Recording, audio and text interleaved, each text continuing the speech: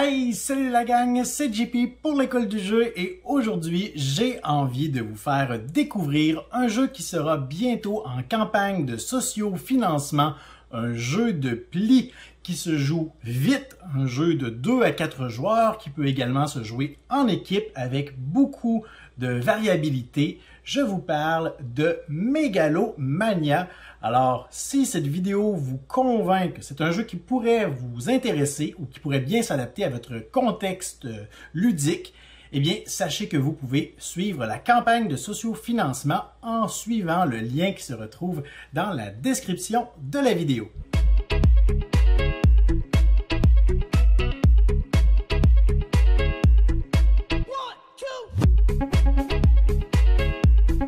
Megalomania est un jeu de pli pour 2 à 4 joueurs d'une durée d'environ 30 minutes, pouvant également être joué en équipe. Avant de parler de la mise en place et du déroulement de la partie, prenez note que le paquet principal est composé de 32 cartes. Parmi celles-ci, on retrouve 4 couleurs différentes, le rouge, bleu, jaune et noir, et chaque couleur est composée de 8 personnages ayant des valeurs différentes, l'empereur, oracle, chevalier, sorcier, nain, explorateur, assassin et fermier. Au début de la partie, on sélectionne les missions en fonction du nombre de joueurs et toutes les cartes sont mélangées et placées à proximité. La partie commence en dévoilant une carte mission et en annonçant la couleur dominante pour la manche en cours. Dans ce cas-ci, la couleur dominante pour la première manche sera noire. En consultant la carte mission, on saura combien de cartes distribuer à chaque joueur et comment marquer ou perdre des points. Par exemple, cette mission demande de distribuer 8 cartes à chaque joueur et indique que chaque carte rouge fera perdre 1 point au joueur l'ayant récupéré, alors que cette mission récompense les joueurs ayant réussi à totaliser une valeur de 80 ou plus parmi toutes les cartes récupérées dans la manche. Une fois que les cartes ont été distribuées, les joueurs doivent choisir parmi 4 options de ressources pour la manche qui débute. Ils peuvent choisir 2 cristaux magiques, 10 cubes d'éther, une combinaison de 1 cristal magique et 5 cubes d'éther ou un parchemin. Prenez note qu'à la fin de la manche, les cristaux et les cubes non utilisés sont renvoyés dans la réserve alors que les parchemins demeurent en possession des joueurs jusqu'à la fin de la partie ou jusqu'à ce qu'ils soient utilisés. Un tour de jeu se déroule ainsi. Le meneur commence par mettre en jeu une carte de son choix parmi celles qu'il a en main. C'est ensuite au tour du joueur à sa gauche de procéder. À ce moment, le joueur doit obligatoirement mettre en jeu une carte de même couleur que celle jouée par le meneur s'il en possède une. S'il n'en possède pas, il doit alors jouer une carte de la couleur dominante si c'est possible, une carte noire dans ce cas-ci. S'il n'en possède pas non plus, il peut alors jouer n'importe quelle carte. Une fois que tous les joueurs ont mis en jeu une carte, on détermine le vainqueur de ce pli. Si une carte de la couleur dominante a été jouée, le gagnant est celui qui en possède la valeur la plus élevée. Sinon, c'est le joueur ayant joué la carte la plus élevée de même couleur que celle du meneur. Le vainqueur du pli récupère les cartes et devient le nouveau meneur. La manche se continue ainsi jusqu'à ce que les joueurs aient épuisé toutes leurs cartes. Ensuite, on consulte la mission et on additionne ou on soustrait les points pour chaque joueur que l'on consigne sur cette fiche avant de procéder à la prochaine manche. Mais ce n'est pas tout. Rappelez-vous des cristaux, des cubes et des parchemins mentionnés plus tôt. Ce sont ces éléments qui pimenteront vos parties.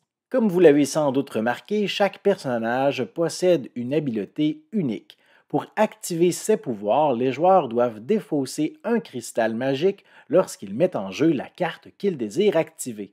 Lorsqu'un joueur active l'habileté d'un fermier, il a le privilège de choisir qui sera le prochain meneur, lui-même inclus, peu importe qui remporte le pli. Le nain, quant à lui, change la condition pour remporter le pli actuel. C'est effectivement le joueur ayant joué la carte de plus faible valeur qui remportera la main. Le sortilège du sorcier oblige les joueurs restant dans l'ordre de tour à mettre en jeu leur carte la plus faible. Je vous laisse découvrir les autres habiletés lors de vos prochaines parties. En plus des cristaux, les joueurs peuvent également utiliser les cubes d'éther pour modifier la valeur des cartes qu'ils mettent en jeu. Chaque cube peut modifier la valeur d'une carte de plus ou moins 1. En jouant mon explorateur, je pourrais décider, en plus, d'assigner 3 cubes pour faire passer sa valeur de 4 à 7. Finalement, avant de débuter une nouvelle manche, un joueur peut décider d'activer un parchemin en sa possession. Le pouvoir y étant inscrit sera actif pour ce joueur pour toute la manche en cours et sera ensuite défaussé. Ce parchemin permet de redistribuer les cartes si son propriétaire n'est pas satisfait, alors que ce parchemin permettra à son propriétaire de doubler les points qu'il gagnera en accomplissant la mission. Au terme de la 12e manche, la partie se termine. Si un joueur possède toujours des parchemins inutilisés, il marque 2 points bonus, après quoi le joueur avec le meilleur pointage est déclaré grand vainqueur. Alors voilà pour ce qui était la présentation des règles de Megalomania. J'espère que cette vidéo vous aura été utile pour vous permettre de faire un choix. Comme vous l'avez constaté, c'est un jeu avec beaucoup de variabilité, ne serait-ce que du côté des différentes missions. Je crois qu'il y a un paquet d'environ 30 missions différentes, parfois positives, parfois négatives, mais ajouter à ça justement l'utilisation des cristaux pour utiliser les pouvoirs uniques de vos personnages. J'ai décidé de vous garder quelques surprises en vous en présentant seulement 3 sur 8.